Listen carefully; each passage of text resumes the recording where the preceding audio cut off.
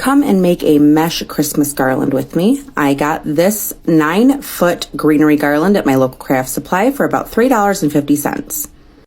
I then found these 21-inch remnant rolls that I had, and I accordioned those at the end and then 12 inches down, and then I put them into a poof and did my end, and then every 12 inches I did that other poof, and then I tied those in.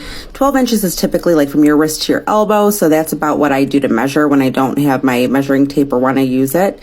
And then I took these 10-inch mesh rolls and I ruffled them in the center. I cut them at about 12 inches in red and lime green and white cotton mesh.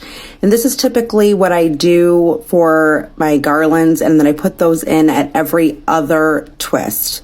Once that was done, I took this 4.5-inch red and lime check ribbon and I twisted that down at about 6 inches, and then I weaved that through every 6 inches into every twist, and I did a 1, 2, 3 method, and then I would let it fall open at either end, and then I would start again, and then I would go into the next set of 3.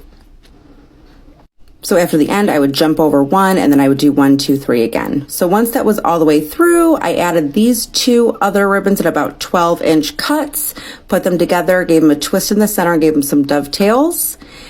And then I would put them in about every 3 twists, and then I would fluff them out.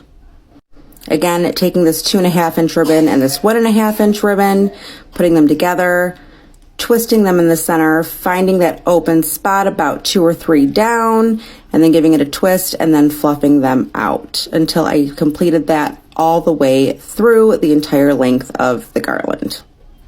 And then finally, I took these 2 different colored tubings and I tied them in a bow, and then I weaved those throughout the entire garland just like I did the 4-inch ribbon.